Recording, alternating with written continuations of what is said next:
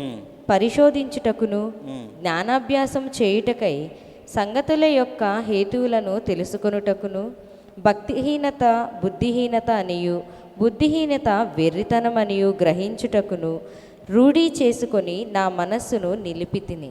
చాలు.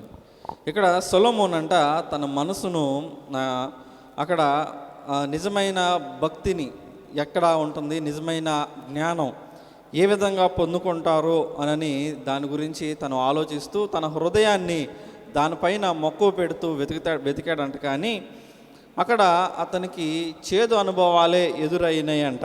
ఎక్కడ కూడా మంచి అనుభవాలు ఎదురైనట్లుగా మనకి అక్కడ కనిపించదు అని, అక్కడ కనిపించినట్లు లేదు అని ప్రసంగి సొలొమోన్ జీవితం నుండి మనకి పలుకుతూ ఉంటాడు. అతను ఎక్కడ చూసినా కూడా పాపం, తర్వాత ఎన్నో కొంచెం టెంప్టేషన్స్ అన్నమాట. మానవుడు ఊరికే ఏదో కావాలి అన్న ఆతృత ఉంటుంది కదా, వాటి వైపున పరుగులెత్తుతున్నట్లు మానవుడు అటువైపు పరిగెత్తుతున్నట్లు సొలొమోను గ్రహించాడని ఇక్కడ ప్రసంగి పలుకుతూ ఉన్నాడు.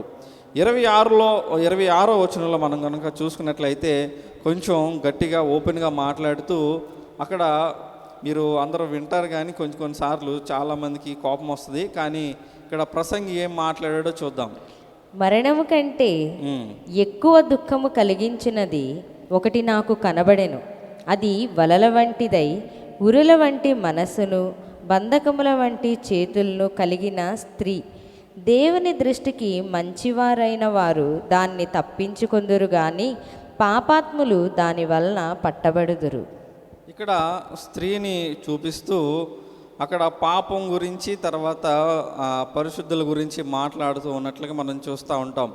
ఇది ఫస్ట్ టైం నేను చదివినప్పుడు నాకు కూడా ఇదేంటి ఇట్లా ఉంది వాక్యం అని నేను అనుకున్నాను. కానీ ఆ సమయంలో నేను ఆలోచించిన విధానాన్ని బట్టి నాకు 2 విషయాలు అర్థమైనాయి. ఒకటి ఏంటంటే, మనం ఫస్ట్ నుండి కనుక చూసుకుంటే ఆడవాళ్ళు అనేవాళ్ళు ఎప్పుడు కూడా డిస్క్రిమినేట్ చేయబడేవాళ్ళు, అంటే ఇప్పుడు కూడా సమాజంలో తక్కువగా చూడబడుతున్నారు. అవునా కదా?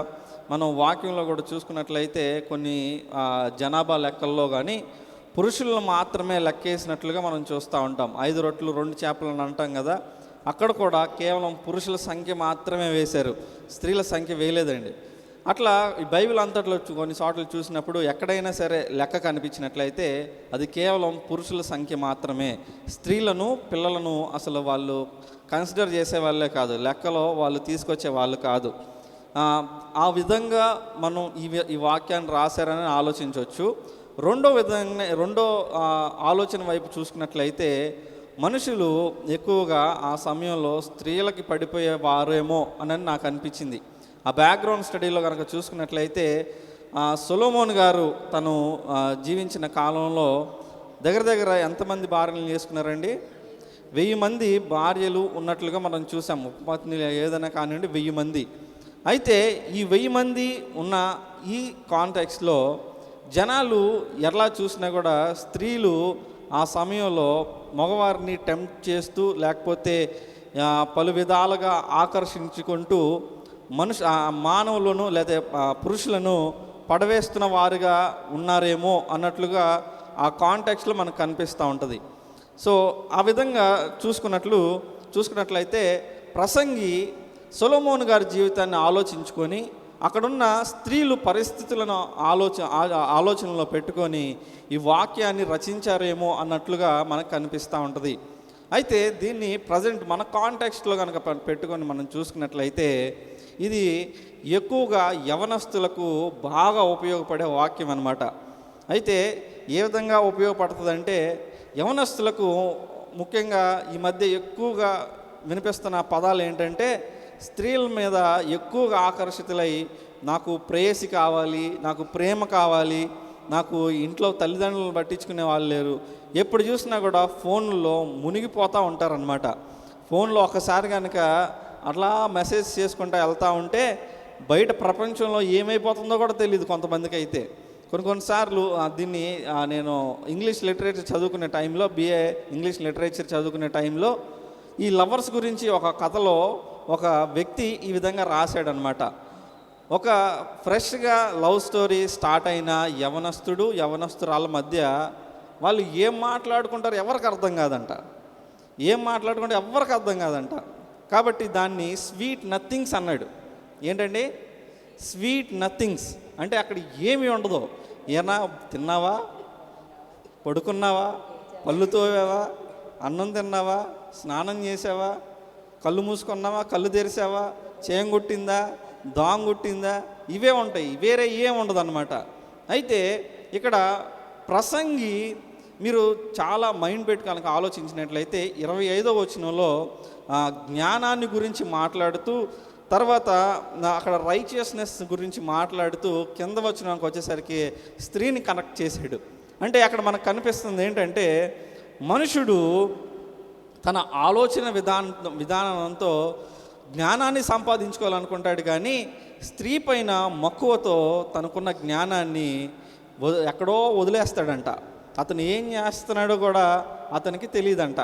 అయితే అక్కడ ప్రసంగి కింద వచనాల్లో మాట్లాడుతూ ఆఖరి వచనాల్లో అది దేవుని సంబంధంగా ఉంటే దేవుడు అతన్ని రక్షిస్తాడంట, కానీ అతడు స్త్రీ పైన కళ్ళు మూసుకుపోయి వెళ్ళిపోతే పాపంలో మునిగిపోతాడని చెప్తా ఉంటాడు. చూడండి, మంచి మాట అక్కడ కనిపిస్తూ ఉంటుంది.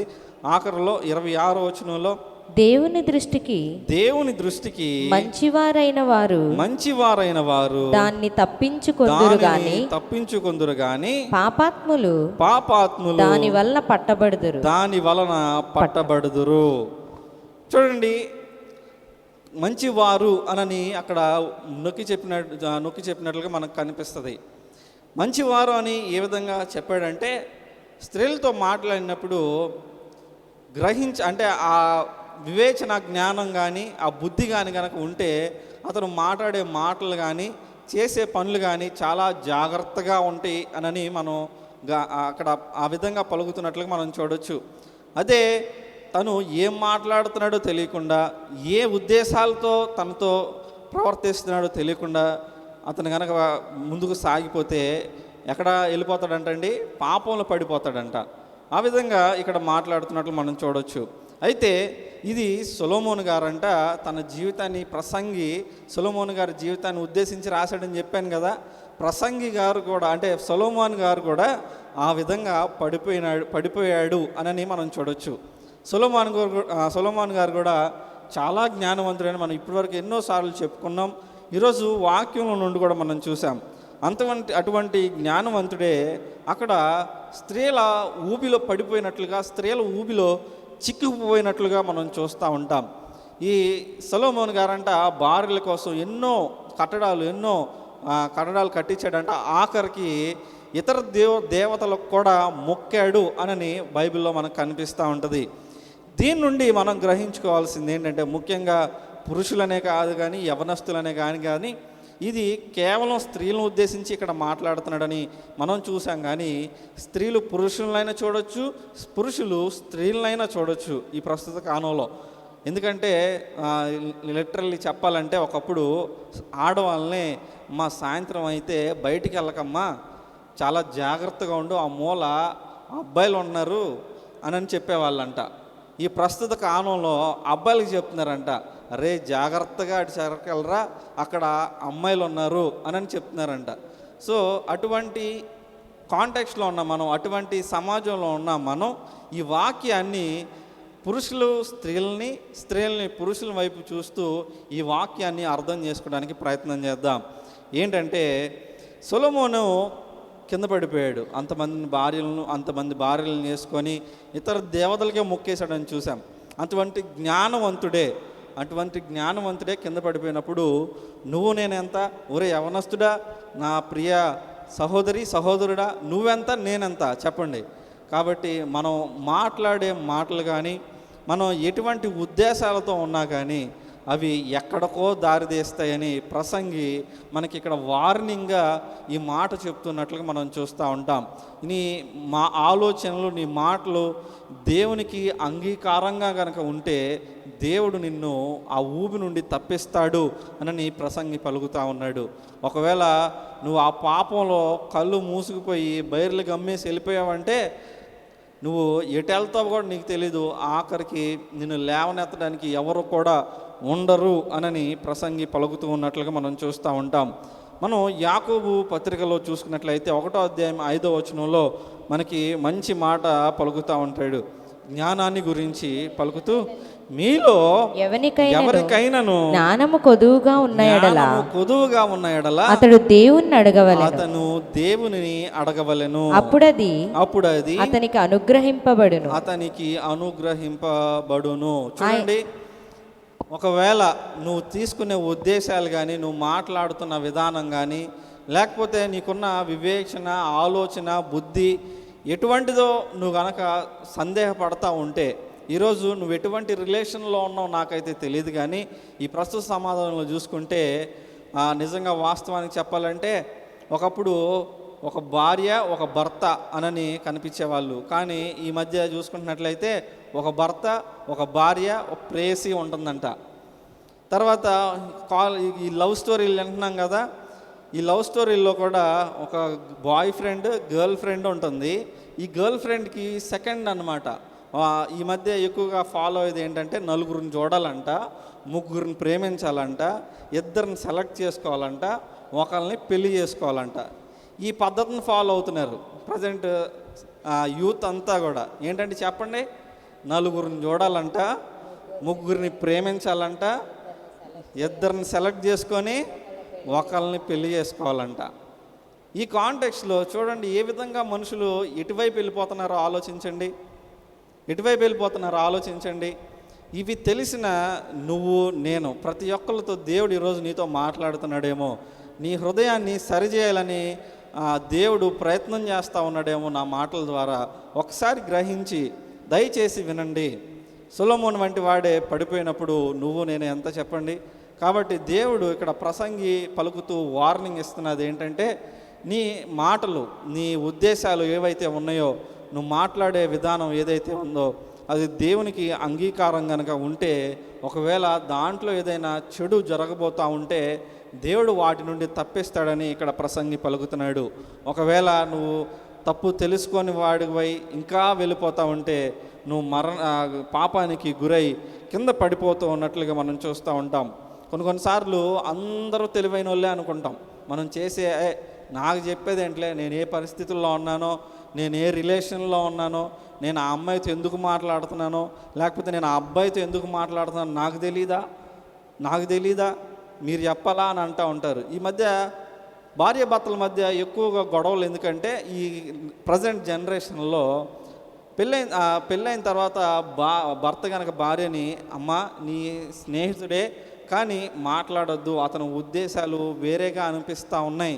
ఒకవేళ స్త్రీనే, అబ్బాయి నువ్వు తనతో మాట్లాడొద్దు, నీ ఫ్రెండ్తో, ఆ అమ్మాయి ఉద్దేశాలు వేరేగా ఉన్నాయి అని చెప్తే వాళ్ళు టక్కన అనేసేది ఏంటంటే, నీకేం తెలుసు, నిన్నగాక మొన్న వచ్చావు, మేము ఎప్పటి నుండో ఉన్నాం, మేమేం మాట్లాడుకుంటున్నాం మాకు తెలీదా, నువ్వు ఎట్లా అంటున్నావు ఏంటి అని అంటూ ఉంటారు.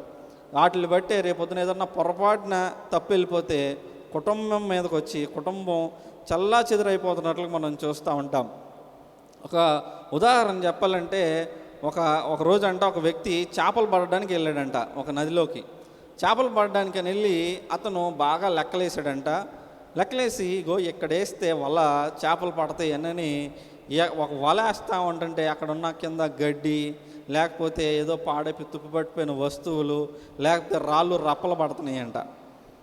కానీ ఆఖరికి తను అర్థమైంది ఏంటంటే, అది జాగ్రత్తగా మనం ఓపికతో ఉంటే తప్ప మనం చేపలను పట్టలేమన్న ఆలోచన తనకి తర్వాత అర్థమైంది.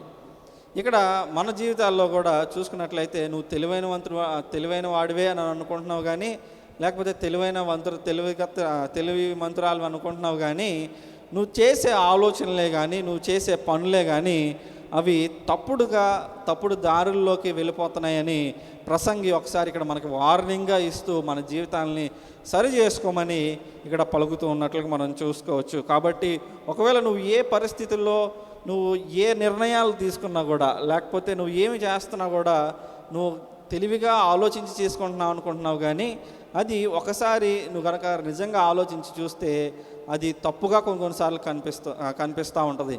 కాబట్టి ఇక్కడ యాకోబు పత్రికలో చూసుకున్నట్లు మనం ఏ పరిస్థితుల్లో కొన్ని నిర్ణయాలు తీసుకున్నప్పుడు జ్ఞానం కనుక మనం తెలివిగా మనం నిర్ణయాలు తీసుకున్నట్లు అనిపించకపోతే ఒకసారి దేవుడి దగ్గరకు వచ్చినట్లయితే దేవుడు నీకు ఆ నిర్ణయాన్ని తీసుకోవడానికి కావలసిన జ్ఞానాన్ని ఇస్తాడు అని ఇక్కడ మనకి పలుకుతున్నట్లుగా చూస్తూ ఉంటాం. ఆ తర్వాత 27-28 వచనాల్లో కనుక చూసుకున్నట్లయితే సొలొమోను పలుకుతూ చూడండి, సంగతుల హేతువు ఏమైనది కనుగొనుటకై నేను ఆయా కార్యములను తరచి చూడగా ఇది నాకు కనబడనని ప్రసంగినైన నేను చెప్పుచున్నాను. అయితే నేను తరచి చూచినను నాకు కనబడినది ఒకటి ఉన్నది. అదేదనగా 1000 మంది పురుషుల్లో నేనొకని చూచితిని గాని అంతమంది స్త్రీలలో ఒక్కతెనూ చూడలేదు. ఇక్కడ మనం చూసుకున్నట్లయితే అక్కడ ప్రసంగి నిజమైన మనుషులను, ట్రూ రైచియస్ పీపుల్ని ఇక్కడ అతను వెతుకుతూ ఉన్నట్లుగా మనం చూస్తూ ఉంటాం. అయితే ఈ ప్రపంచంలో నిజమైన మంచి ఉద్దేశం కలిగిన మనుషులు చాలా తక్కువ మంది ఉంటారని అక్కడ పలుకుతూ ఉన్నట్లుగా మనం చూస్తూ ఉంటాం. నేను చెప్పాను కదా, ఆ టైంలో 2 కారణాలు ఉన్నాయి. ఒకటి, స్త్రీలని తక్కువగా చూడడం వల్ల వాక్యం రాశారని చెప్పాను కదా. రెండోది, అప్పుడున్న పరిస్థితిలో స్త్రీలు జీవిస్తున్న విధానాన్ని బట్టి ఆ వాక్యం రచించుంటారు కాబట్టి దీన్ని లిటరల్లీ ఆ విధంగా చూసి ఎందుకు ఇలా రాశారని ప్రశ్నార్థకంగా చూడకుండా ప్రజెంట్ కాంటాక్ట్స్తో ప్రజెంట్ మనం జీవిస్తున్న జీవితంలో దాన్ని రిలేట్ చేసుకోవడానికి మనం ప్రయత్నం చేద్దాం. ఈ ప్రపంచంలో అతను సొలొమోన్ గారంట, తర్వాత ప్రసంగి గారంట, అతను నిజమైన వ్యక్తులు అంటే మంచి మనసు కలిగిన మనుషులను వెతకడానికి ఎంతగానో ప్రయత్నం చేశాడంట. కానీ అతనికి ఎక్కడ కూడా కనపడలేదంట. అక్కడ పురుషుల్లో కనిపిస్తూ ఉన్నట్లుగా అతను చెప్పాడు. కానీ దాన్ని మనం కనుక కాంటెక్స్చువలైజ్ చేసుకొని మాట్లాడితే పురుషుల్లో కూడా కనిపించట్లేదు, తర్వాత స్త్రీల్లో కూడా కనిపించట్లేదు. ఈ ప్రపంచంలో ఎక్కడ చూసినా కూడా ఎవరు కూడా మంచి ఉద్దేశాలతో లేరండి, మంచి ఉద్దేశాలతోనే లేరు. సపోజ్ మీరు ఎక్కడికన్నా వెళ్ళి ఏదైనా బిజినెస్ పరంగా ఏదైనా వస్తువు కొనడానికి చూడండి, వాళ్ళు వేరే వేరే రేట్లు చెప్తూ ఉంటారు. మీకు ఒక రేటు, తర్వాత ఇంకొక రేటు చెప్తూ ఉంటారు. లేదు మన బంధుత్వంలోనే ఎవరినన్నా నమ్ముదామని ఏదైనా విషయంలో నమ్మితే ఏదో ఒక సమయంలో వాళ్ళు మనల్ని వెనక తోసేస్తారు. మనకి ప్రజెంట్ లైవ్ ఎగ్జాంపుల్ చెప్పాలంటే మనకి చర్చ్కి వైఫై కావాలి కదా, లైవ్ పెడుతున్నప్పుడు చర్చ్కి వైఫై కావాలి. అయితే మనకి మీటింగ్స్ టైంలో ఒక రోజే ఉంది. ఆ ఒక రోజులో వైఫై వచ్చేయాలి మనకి. తర్వాత నైట్ నుండి ఎక్కడ కూడా ఇబ్బంది లేకుండా వైఫై వెళ్ళిపోవాలి. అయితే ఇదివరకు పాత వైఫై మనకి అంత సరిగ్గా పనిచేయకపోవడంతో కొత్త వైఫై తీసుకోవడానికి నేను ఒక అతనితో మాట్లాడి వైఫై పెట్టించేసా. ఎంతైనా సరే నాకు వైఫై సాయంత్రానికి రావాలి అని చెప్పాను. నేను అతనికి చెప్పింది ఏంటంటే, కొంచెం ఎక్స్ట్రా డబ్బులైనా ఇస్తానన్నా, నీకు కావాలంటే నువ్వు వైఫై పెట్టు అని అన్నా. అయితే అతను వచ్చేసి పెట్టింది ఏంటంటే, వైఫై పెట్టాడు, కనెక్షన్ బాగానే వచ్చింది, కానీ డబ్బులు 2500 తీసుకున్నాడు. 2500 తీసుకొని అతను చెప్పింది ఏంటంటే, 70 రోజులు మీకు వస్తుంది వైఫై. అయితే దీంతోపాటు మీకు ఫ్రీ టీవీ ఛానల్ వస్తాయి, తర్వాత కొన్ని సబ్స్క్రిప్షన్స్ కూడా మీకు ఫ్రీగా ఉంటాయి, తర్వాత మీకు కొన్ని యాక్సెస్ కూడా ఉంటుంది, మీరు ఫ్రీగా 70 రోజులు వాడుకోవచ్చు అన్నాడు. అయితే నేనేం చేశా, ప్రస్తుతానికి అతనితో అడిగా పెట్టేటప్పుడే, కనెక్షన్ ఇచ్చేటప్పుడే, అన్న కొంచెం మాకు చర్చికి వాడతాం, మేము టీవీ ఉండదు, మాకు ఓన్లీ వైఫై ఉంటే చాలు, వేరేది ఏమొద్దా అన్న అంటే, లేదు ఫస్ట్ ఇంతే వస్తుంది తీసేసుకో అని అన్నాడు. సరే అతనితో ఆర్గ్యుమెంట్ చేస్తే మనకు సాయంత్రానికి వైఫై ఉండదు, కట్టేసుకోరా డబ్బులను 2500 ఇచ్చా. ఆ తర్వాత మీటింగ్లో 5 రోజులు గమ్మున ఉండి, తర్వాత ఒకసారి కస్టమర్ కేర్కి ఫోన్ చేస్తే వాళ్ళు చెప్పింది ఏంటంటే, అయ్యా మీరు 3000 రూపాయలు కనుక చెల్లిస్తే వైఫై మీకు 6 నెలలు వస్తుంది అన్నారు. 70 రోజులు ఎక్కడండి, 6 నెలలు ఎక్కడండి? తర్వాత నేను ఆయనకి ఫోన్ చేసి, అన్న ఇగో నేను కస్టమర్ కేర్తో మాట్లాడితే నువ్వు టీవీ ఛానల్ ఎక్స్ట్రా చెప్పావు కదా, అవన్నీ తీసేరాళ్ళు, 6 నెలలకి వస్తుందంట వైఫై, నీకు డబ్బులు ఇచ్చాను కదా అవి వాళ్ళకి చూపించట్లేదంట, కొంచెం అప్డేట్ చేయన్నా అంటే, చేస్తానని అంటున్నాడు కానీ చేయట్లా. మొన్న రీసెంట్గా ఫోన్ చేసి మాట్లాడితే అతను ఏమన్నాడంటే, 25వ తారీఖుకి నీకు నెట్ ఆగిపోద్ది, ఆ తర్వాత నువ్వు నాకు ఫోన్ చేయి, నేను నీకు రీఛార్జ్ చేస్తానని అన్నాడు. అదేంటన్నా నీకు డబ్బులు ఇచ్చాను కదా, నువ్వు రీఛార్జ్ చేయడం ఏంటి, అక్కడ 6 నెలలు వస్తుందంటే నువ్వేంటి ఎట్లా చెప్తున్నావు అంటే, లేదు నేను చెప్పాను ఇంతే కదా ఇంతే అని అన్నాడు. సరే అతనితో ఎట్లా కాదు కానీ రిసీట్ పంపి, నేను నీకు కట్టినట్టు రిసీట్ ఉంటుంది కదా, సో నాకు ఆ రిసీట్ పంపి అన్న. ఈ రోజు దాకా అడ్రస్ లేడు.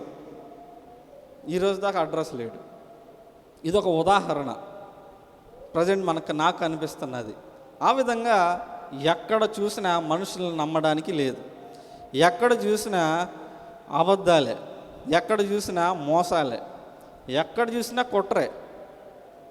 రాత్రి హైదరాబాద్ నుండి వస్తూ ఉంటే కారులో వస్తుంటే ఊరికే రావడం ఎందుకు అని చెప్పి ఎల్బీ నగర్లో ఒక 4 ఎక్కించుకుందామని అనుకున్నా. మనిషికి ఒక 800 తీసుకున్నా, మనకి వచ్చేసరికి డబ్బులు కొంచెం అన్న మిగిలితే ఆయిల్కి పోను అని అనుకున్న తర్వాత ఫోన్లే అని కారులో అక్కడ ఆపితే 3 ఎక్కారు వెస్ట్ బెంగాల్ వాళ్ళు. మనకి హిందీ వచ్చి కాబట్టి సరే ఎక్కండ్రా అన్న. 4వ వ్యక్తిని ఎక్కించుకోవద్దన్నారు. మాట్లాడుకున్నా, సరే ఎక్కేసేయండి, నేను 2700 అంటే 2500 ఇవ్వండి, నేను తీసుకెళ్తానని అన్నా. అయితే ఈలోపు ఎదురున్న కారోడు వచ్చాడు. నా టికెట్లు ఎత్తుకెళ్తున్నాం ఏంటన్నాడు. నీ టికెట్లు ఏంటన్నా, వచ్చారో ఎక్కించుకుంటున్నాను వెళ్తున్నాను అన్న. నాకు డబ్బులు ఇవి అంటాడే. అదేంటంటే నాది ఇదొక ఏమంటాడు, ఇదొక సీరియల్ అంటాడు, లేకపోతే ఇదొక మాకు యూనియన్ ఉంది అంటాడు. ఒరే యూనియన్ ఏంటి, సీరియల్ ఏంటి, మొన్న న్యూస్ వచ్చింది కదా ఇక్కడ ఏదో దౌర్జన్యాలు జరుగుతున్నాయని, ఏం మాట్లాడుతున్నావురా అన్న. కారుకు అడ్డుగా నుంచున్నాడు, 400 ఎత్తవా లేదా అని. అరే నాన్న ఎక్కండి అని చెప్పి ఎక్కించి గేరేసి ముందుకు పానిస్తే పక్కకి అప్పుడు ఎగిరాడు పక్కకి. ఇట్లా మనుషులు డబ్బు కోసం ఏ విధంగా చేస్తున్నారంటే పనులు, వీడెవడో బయటోడు ముక్కు మొహం తెలియనాడు. నిజం చెప్పాలంటే మన సొంత కుటుంబంలోనే ఎంతోమంది డబ్బు కోసం ఎన్నో విధాలుగా ప్రయత్నం చేసి మోసం చేస్తున్న వాళ్ళని చూసాం. ఇక్కడ మనం చూసుకున్నట్లయితే దాన్నే ఇక్కడ ప్రసంగి ప్రస్తావిస్తూ అతను మంచి వాళ్ళ కోసం వెతికాడంట, కానీ ఎక్కడ కూడా జ్ఞానవంతమైన వాళ్ళు, మంచి మనసు కలిగి ఇతరులకి సహాయం చేసేవాళ్ళు ఎక్కడ కూడా కనిపించలేదు అని ఇక్కడ ప్రసంగి పలుకుతూ ఉన్నాడు. కింద ఆఖరి వచనంలో కనుక మనం చూసుకున్నట్లయితే మనకి మంచి మాట కనిపిస్తూ ఉంటుంది. దయచేసి ఇది శ్రద్ధగా వినండి. ఇది ఒకటి మాత్రము నేను కనుగొంటిని ఏమనగా దేవుడు నరులను యథార్థవంతులుగా పుట్టించెను గాని వారు వివిధమైన తంత్రములు కల్పించుకొని ఉన్నారు. దేవుడంట మనల్ని మంచిగానే చేశాడంట, కానీ మనం అంట తంత్రాలని క్రియేట్ చేసుకొని ఈ విధంగా ఉన్నామంట. చూడండి, మనకి ఊరికే అర్థమయ్యే విషయాల్లో చెప్పాలంటే క్యాస్ట్ కనిపెట్టింది ఎవరు చెప్పండి? మనుషులేనా కాదా? నువ్వు అట్టంటోడివి, నువ్వు ఎట్టంటోడిని, నేను అక్కడ ఉండాలి, నేను ఇక్కడ ఉండాలి అని కనిపెట్టింది ఎవరు? అంతెందుకు, ఆదాము అవ్వని దేవుడు సృష్టించినప్పుడు మంచిగా అరే తోటలో అంతా నీ ఇష్టం అని అన్నాడు, ఆ ఒక్క ఫలాన్ని మాత్రమే వద్దు అన్నాడు. కానీ మనుషులు ఏం చేశారు, ఆదాం అవ్వ ఏం చేశారండి? లేదు నాకు అదే కావాలంటారు. ఎప్పటికి కూడా మనుషుల బుద్ధి అట్లనే ఉంటుంది. అరే నాన్న పిల్లోడికి అరే అది చేయొద్దురా అని అంటే లేదు నాకు అదే కావాలని అంటాడు. కొన్నిసార్లు ఇన్స్టా రీల్స్లో వస్తుంది కదా, కొన్నిసార్లు యానిమేషన్స్లో కనిపిస్తూ ఉంటుంది. ఒక పిల్లోడంట కరెంట్ స్విచ్లోకి వెళ్ళి దాని దగ్గరికి వెళ్తూ ఉంటే నాన్న వెనక్కి లాగుతూ ఉంటాడంట.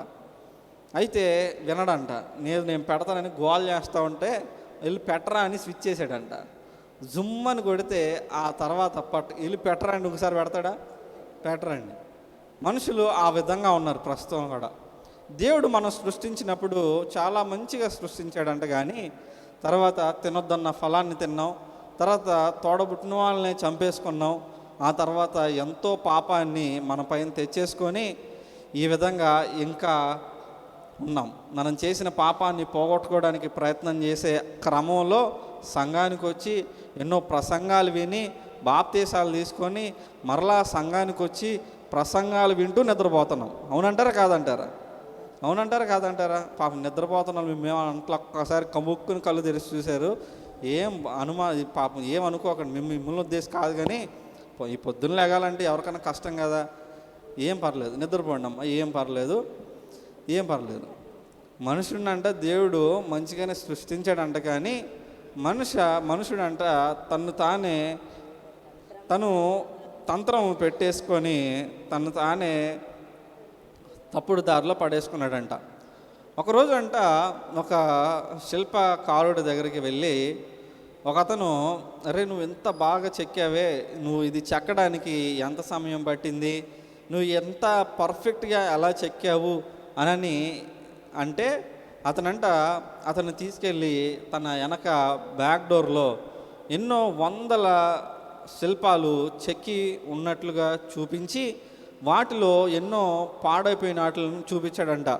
నేను ఒక మంచి శిల్పాన్ని చెక్కడానికి నేను ఇన్నిటిని నేను రిజెక్ట్ చేశాను అని చెప్తాడంట.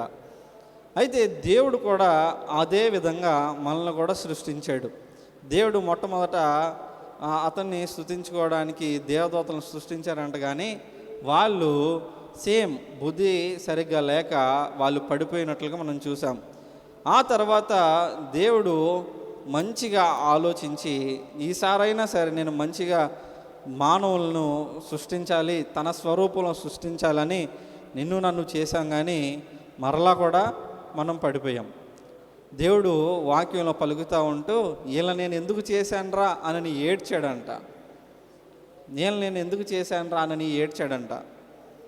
అదే స్టిల్ అయినా కూడా దేవుడు నిన్ను నన్ను ప్రేమించి నిన్ను నన్ను రక్షించడానికి తన కుమారుణ్ణి లోకానికి పంపించి నిన్ను నన్ను కాపాడుకున్నాడు. కానీ అది ఎరిగిన నువ్వు నేను కూడా ఈరోజు ఇంకా దేవుని వైపు తిరగకుండా పాపం వైపు తిరుగుతూ ఇతరులను ఏ విధంగా మోసం చేయాలి, ఇతరులను ఏ విధంగా పడేయాలని చూస్తూ ఉంటాం. ఏదన్నా ఒక చిన్న విషయంలో మనకి చిన్న ప్రాఫిట్ వస్తుందంటే మనం ఎంత భక్తులమైనా కూడా పొరపాటున లేకపోతే ఉద్దేశపూర్వకంగానే తప్పుడు మార్గంలోకి వెళ్ళడానికి ప్రయత్నం చేస్తాం. ఏదన్నా ఆస్తి విషయాల్లో సమానంగా పంచిపెట్టారనుకోండి, కొన్నిసార్లు ఏం చేస్తారు, గీత అటు వేస్తూ ఉంటారు. లేదు సపోజ్ ఏదన్నా బియ్యం ఇవ్వాలనుకోండి, ఇతరులకి సమానంగా ఇస్తారా? లేదు, ఒక మొక్క ఒక సోళ్ళలో ఎంతో ఎక్కువగానే మన వైపు వేసుకుంటాం. ఏదైనా ఆలోచించండి. ఈరోజు మీ దృష్టిలో మీరు ఏ విషయంలో మీరు తప్పు చేశారో నాకైతే తెలియదు, కానీ ప్రసంగి ప్రతి ఒక్క విషయాన్ని గుర్తు చేస్తూ ఈ వాక్యాన్ని పలుకుతూ ఈ ప్రపంచంలో ఎక్కడెక్కడో ఎన్నో చోట్ల నిజమైన మనుషులను, అంటే నిజంగా మంచి మనసు ఉన్న వారిని వెతికాడంట, కానీ ఎక్కడ కూడా కనపడలేదంట. అయితే దేవుడు సృష్టించడానికి అందరినీ మంచిగానే చేశాడంట, కానీ మనం చేసే ఆలోచనల వల్ల మనం ఆలోచించే విధానాన్ని బట్టి మనం పడిపోయిన వారంగా ఉన్నామని ఇక్కడ ప్రసంగి పలుకుతూ ఉన్నాడు. అయితే ఏడో అధ్యాయం మొత్తంలో చూసుకున్నట్లయితే మనకి సెంట్రల్గా కనిపించే పాయింట్ ఏంటంటే ఎవరు కూడా పర్ఫెక్ట్ కాదు అన్న విషయం ప్రసంగి చెప్పడానికి ప్రయత్నం చేస్తూ ఉన్నట్లుగా మనం చూస్తూ ఉంటాం. అక్కడ ఈ ప్రపంచంలో ఎక్కడ ఎవరిని చూసినా కూడా ఎవరు కూడా మంచిగా లేరు అని పలుకుతూ ఉన్నట్లుగా మనం చూస్తూ ఉంటాం. అయితే ఇదే మాట ప్రసంగి చెప్తూ పలుకుతాడు కదా. పై వచనాలు పోయిన వారం మనం ధ్యానించాం. దాన్ని ప్రజెంట్ మనం కాంటెక్స్ట్లో కనుక చూసుకున్నట్లయితే ఈరోజు కూర్చున్న నువ్వు నేనే కానీ ఎవరైనా కానీ ఎవ్వరు కూడా పర్ఫెక్ట్ కాదు. కానీ దేవుడు మనకి ఆలోచన విధానాన్ని, జ్ఞానాన్ని ఇచ్చాడు కాబట్టి ఆ పర్ఫెక్ట్ కాని దగ్గర నుండి కొన్నిటిని సరి చేసుకొని పర్ఫెక్ట్ అవ్వడానికి ప్రయత్నం చేద్దాం. బైబిల్లో మనం ఎంతో మందిని చూసుకున్నట్లయితే ఎవ్వరు కూడా పర్ఫెక్ట్గా ఉన్నట్లుగా మనకు కనిపించరు.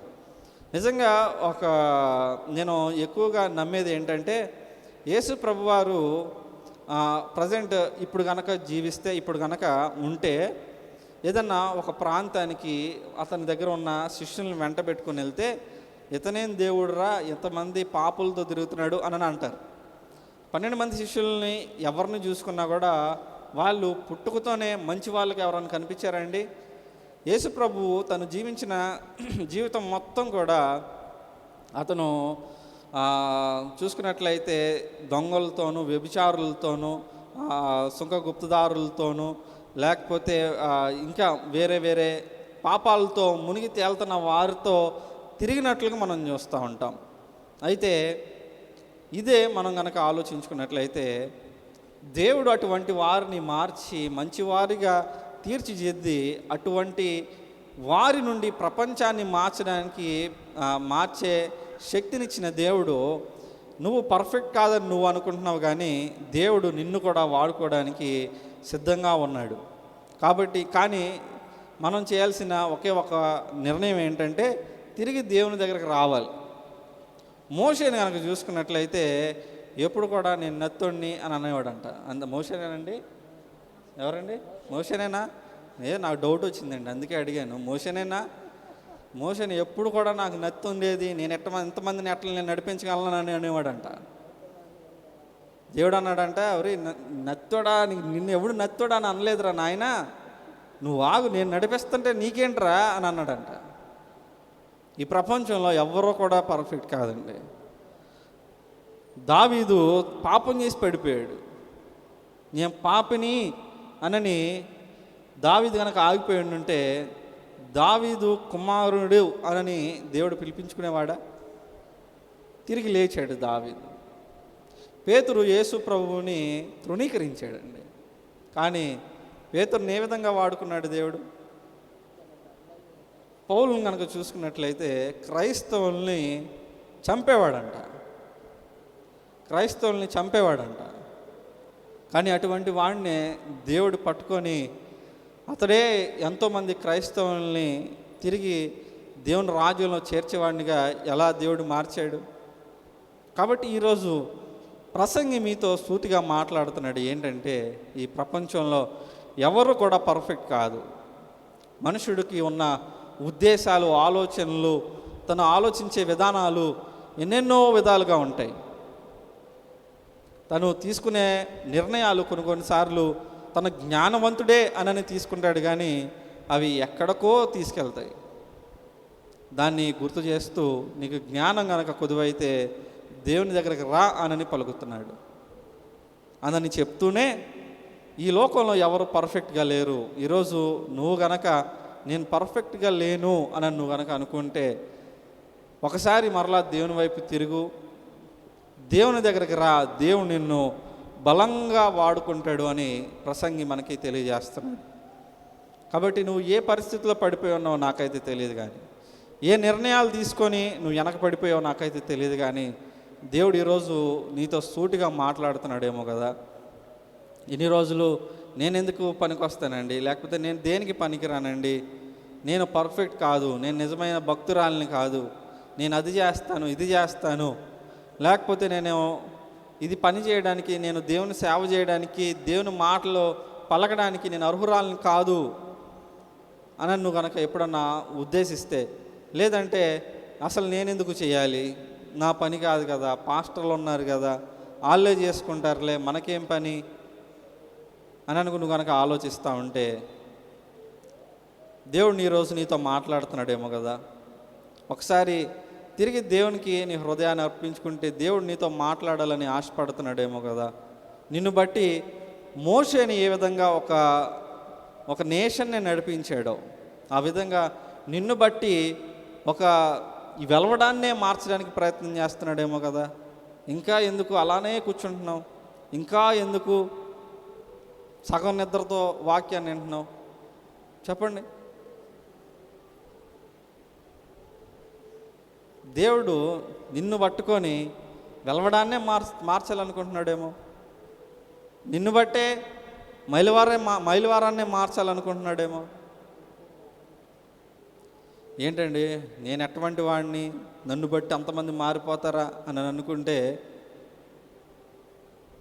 మీరు సింపుల్గా చూడండి, ఇండిపెండెన్స్ ఎవరు తెచ్చారని అని అంటే టక్కన ఎవరి పేరు చెప్తారు? మనకి స్వాతంత్రం ఎవరు తెచ్చారంటే ఎవరేమంటారు? టక్కన గాంధీ తాత అంటారు. అట్లా కొన్ని మూమెంట్స్ తీసుకోండి, ఎంతమంది ఉన్నారండి? బయటకు వచ్చేది ఎంతమంది? ఒక్కరి పేరే వస్తుంది. విలియం కేరీ వచ్చి భారతదేశాన్ని మార్చేశాడని అంటున్నాం కదా. ఒక్కడ మార్చలేదా? నిన్ను నువ్వు ఎందుకని తక్కువ చేసుకొని చూసుకుంటున్నావు? కాబట్టి దేవుడు నీతో మాట్లాడుతున్నాడు ఏంటంటే, దేవుని సేవ విషయంలోనే కాదు, నీ కుటుంబాన్ని సరి చేసుకునే విషయంలో కూడా నేను ఎందుకు ఈ నా కుటుంబాన్ని నేను సరి చేసుకోలేకపోతున్నాను అన్న ఆలోచన నీ గనక ఉన్నట్లయితే ఒకసారి దేవుని దగ్గరకు వస్తే నిన్ను బట్టి నీ కుటుంబాన్నే మార్చాలనుకుంటున్నాడు. నిన్ను బట్టే నీ కుటుంబంలో ఎన్నో దీవెనలు ఇవ్వాలనుకుంటున్నాడు. కాబట్టి నువ్వు ఏ పాటి దానని నువ్వు అనుకుంటే, ఏ పాటి వాడనని కనుక నువ్వు అనుకుంటే దేవుడు ఈరోజు సూటిగా నీతో మాట్లాడుతున్నాడేమో.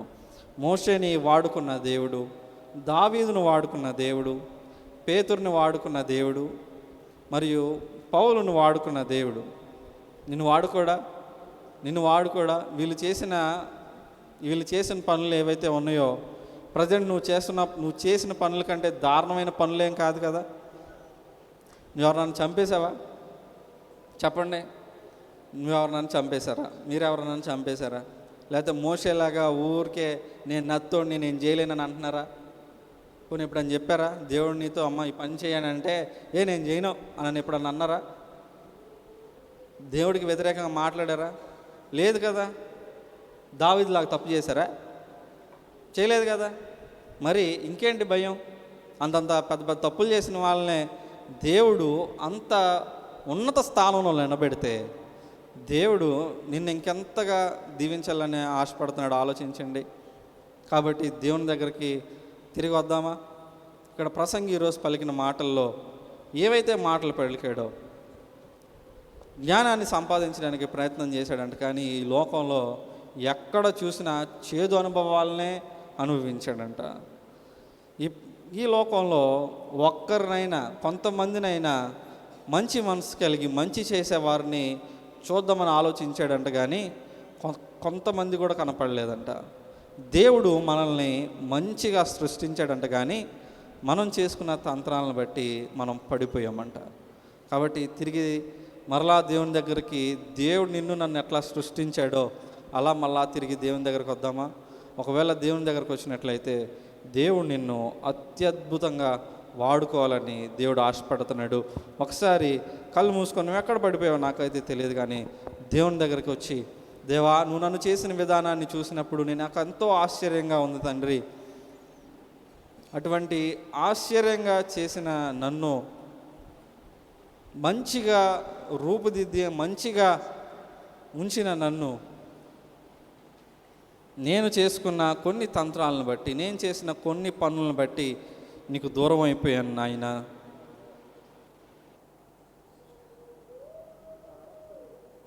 ఈ లోకంలో ప్రసంగి పలుకుతా ఉన్న మాటలు ఏంటంటే, మంచి చేసేవారిని చూడడానికి ప్రయత్నం చేసేటంట. కానీ ఎక్కడ కూడా మంచి మనసు కలిగిన వారు ఎక్కడా కూడా లేరంట.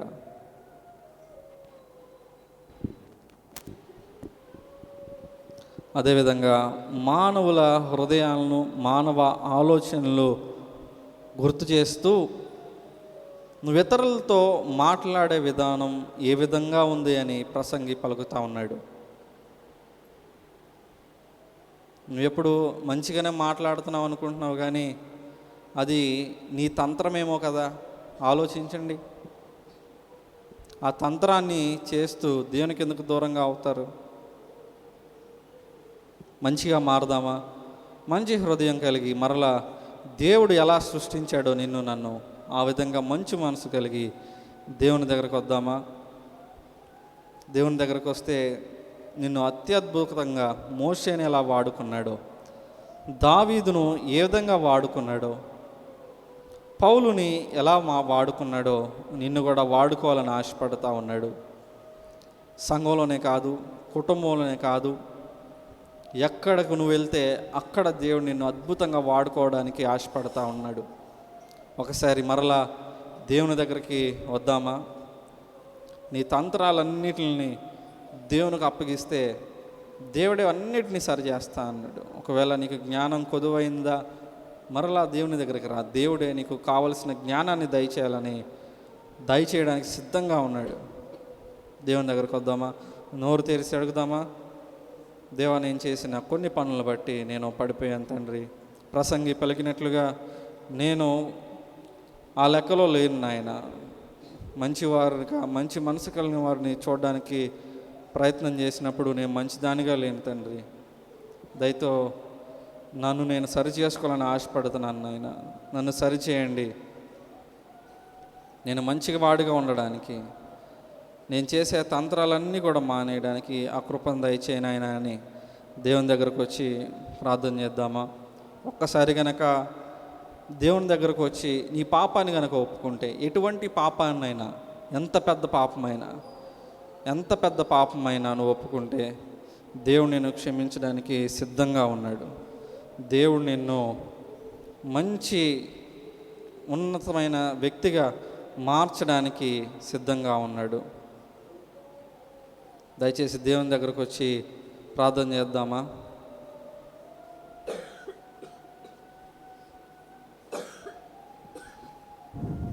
దేవా, నేను నీ దగ్గరకు వస్తున్నాను తండ్రి, నన్ను మార్చు నాయనా అని ఒక రెండు నిమిషాలు ప్రార్థన చేద్దామా? యేసయ్యా, నువ్వే నన్ను మార్చు తండ్రి. నేను ఎలా మారాలనుకుంటున్నాను నాకైతే తెలియదు నాయన.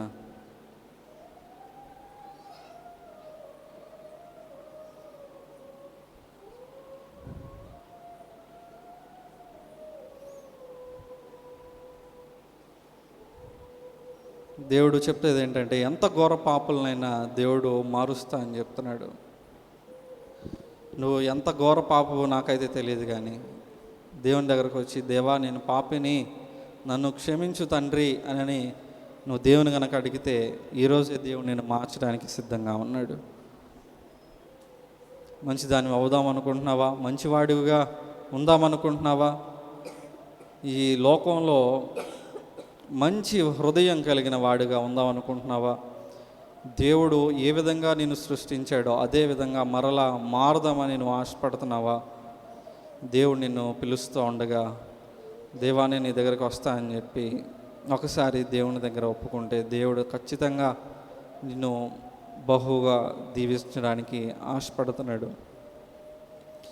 ఎంత ఘోర పాపులనైనా మార్చివేయును, ఎంత కఠిన హృదయమునైనా కడిగివేయును, ఎంత ఘోర పాపులనైనా మార్చివేయును, ఎంత కఠిన హృదయమునైనా కడిగివేయును. దేవుడు ఈరోజు నీతో పలుకుతున్న ఈ మాటలు ఏంటంటే, నీవు ఎంత పాపం చేసినా కూడా నీ పాపాన్ని కడగడానికి దేవుడు సిద్ధపడి ఉండగా, దేవా నా జీవితాన్ని నీకు సమర్పిస్తూ ఉన్నాను తండ్రి, నా పాపాలన్నిటిని కడిగివేయి తండ్రి అని నువ్వు ఒక నోరు తెరిచి దేవుని కనుక అడిగితే, దేవుడు అటువంటి పాపాలన్నిటిని కడిగివేసి దేవుడు నిన్ను బహుగా వాడుకోవాలని ఆశపడుతున్నాడు, బహుగా నిన్ను దీవించాలని ఆశపడుతున్నాడు. ఒకసారి నోరు తెరిచి దేవుని అడుగుతావా? ప్రార్థన చేసుకుందాం. పరిశుద్ధుడా, ప్రేమగల మా తండ్రి, యేసయ్య, మీరు మాతో మాట్లాడుతున్న విధాన్ని బట్టి మీకు వందనాలు చెల్లించుకుంటున్నాం తండ్రి. ప్రసంగి గ్రంథం నుండి మనుషుల హృదయాలు ఏ విధంగా ఉంటాయో 7వ అధ్యాయం నుండి మాకు తెలియజేసిన విధానం మీకు స్తోత్రాలు చెల్లించుకుంటున్నాం నాయన. యేసయ్య, నువ్వు మమ్మల్ని సృష్టించినప్పుడు మంచివారిగా నువ్వు మమ్మల్ని సృష్టించావు తండ్రి. కానీ మేము చేసుకున్న పనుల వల్లే, మేము చేసిన ఆ తంత్రాల వల్లే ఈరోజు మేము ఈ విధంగా ఉన్నాం నాయన. యేసయ్య, నువ్వు ఎన్నోసార్లు నీ వాక్యం ద్వారా మాతో మాట్లాడుతూ ఉన్నప్పటికీ కూడా గ్రహించి కూడా నీకు దూరంగా ఉంటున్నాం తండ్రి. దయతో మమ్మల్ని క్షమించండి. యేసయ్య, ఇక్కడ ఎంతమంది బిడ్డలైతే నీ దగ్గరకు వచ్చి నీతో మాట్లాడుతున్నారో నాకైతే తెలియదు, కానీ ఎంతమంది అయితే వాళ్ళ జీవితాలను సరి చేసుకుంటున్నారో నాకైతే తెలియదు, కానీ నాయన ఎంతమంది పాపాలని ఒప్పుకుంటున్నారో నాకైతే తెలియదు, కానీ తండ్రి ఒక్కసారి మీరు దయచేసి వాళ్ళ ప్రార్థనల్ని వినమని ప్రార్థన చేస్తూ ఉన్నాం. వాళ్ళ జీవితాలను మార్చండి. మోషేని ఏ విధంగా మీరు వాడుకున్నారో, పౌలుని ఏ విధంగా వాడుకున్నారో, దావీదుని ఏ విధంగా వాడుకున్నారో, యేసయ్య ఎవరైతే ప్రార్థన చేస్తున్నారో వారందరిని కూడా మీరు ఆ విధంగా వాడుకోండి తండ్రి. అటువంటి ఉన్నత స్థానాల్లో వాడిని ఉంచమని నేను ప్రార్థన చేస్తూ ఉన్నాను. యేసయ్య, విన్న వాక్యాన్ని మా హృదయాల్లో నాటి ఫలింపజేయండి నాయన. యేసయ్య, విన్న వాక్యాన్ని బట్టి మీరు నడుచుకోవడానికి మీ కృపను చూపించండి. విన్న వాక్యాన్ని బట్టి మేము నడుచుకోవడానికి మీకు సహాయం దయచేయండి. ఇతరులకు మా జీవితం ద్వారా మిమ్మల్ని చూపించడానికి మీ కృపను చూపించమని ప్రార్థన చేస్తూ ఉన్నాం నాయన. యేసయ్య, మా జీవితాలను సరి చేసుకొని మీరు మమ్మల్ని సృష్టించినప్పుడు ఏ విధంగా మీరు మమ్మల్ని సృష్టించారో ఆ విధంగా మిమ్మల్ని మారడానికి మీరే మాకు కృపను దయచేయమని ప్రార్థన చేస్తూ ఉన్నాం. ఇక్కడ ఉన్న ప్రతి ఒక్క బిడ్డను పేరున మీరు జ్ఞాపకం చేసుకొని యేసయ్య మీరే వారిని వాడుకోమని ప్రార్థన చేస్తూ ఉన్నాం. మీ దూతలను కావలుగా ఉంచి మీరు వారిని నడిపించండి. ఎక్కడ వాటి పడిపోయి ఉన్నారో మాకైతే తెలియదు, కానీ మీరు అక్కడ వారిని లేవనెత్తమని ప్రార్థన చేస్తూ ఉన్నాం నాయన. యేసయ్య, మేము చేసిన తంత్రాలను బట్టి ఎటువంటి శాపగ్రస్తులమై మా జీవితంలో ఎన్నో కోల్పోయామో మాకైతే తెలియదు, కానీ నాయన ఈరోజు మేము మీ దగ్గరకు వచ్చి మా పాపాలను మేము ఒప్పుకుంటూ ఉండగా విడుదలను దయచేయమని ప్రార్థన చేస్తూ ఉన్నాం. యేసయ్య, కుటుంబంలో ఎటువంటి శోధనలు వచ్చాయో నాకైతే తెలియదు తండ్రి. మేము చేసిన పాపం నుండి ఆ శోధనలన్నింటినీ మీరు తొలగించండి. ఎటువంటి అనారోగ్యాలు పొందుకున్నామో మాకైతే తెలియదు నాయన. ఆ అనారోగ్యాల నుండి విముక్తిని దయచేయమని ప్రార్థన చేస్తూ ఉన్నాం. మేము చేసిన పాపాన్ని బట్టి ఎక్కడ ఏ విధంగా మేము శాపాన్ని పొందుతున్నామో మాకైతే తెలియదు, కానీ నాయన ఆ పాపాలన్నింటినీ మీ దగ్గర ఒప్పుకుంటూ ఉండగా యేసయ్య, ఆ శాపాలన్నింటిని తొలగించి యేసయ్య పరిశుద్ధులుగా మమ్మల్ని తీర్చిదిద్దామని మేము ప్రార్థన చేస్తూ మీ కృపను మేము అడుగుతూ ఉండగా మీ కృప మా పైన ఉంచి యేసయ్య మీరే మమ్మల్ని నడిపించమని ప్రార్థన చేస్తూ ఉన్నాం. యేసయ్య, మేము చేసిన పాపాలు మరలా చేయకుండా ఉండడానికి సహాయం దయచేయండి. మీలో పరిశుద్ధంగా మీకు దగ్గరగా మీకు ఎప్పుడు దగ్గరగా ఉండి మీకు లోబడి జీవించి ఆ కృపను మా అందరికీ దయచేయమని, విన్న వాక్యాన్ని దుష్టుడెత్తుకొని పోకుండా మా హృదయాలు నాటి ఫలింపచేయమని యేసునామంలో ప్రార్థించి అడిగి వేడుకుంటున్నాను తండ్రి.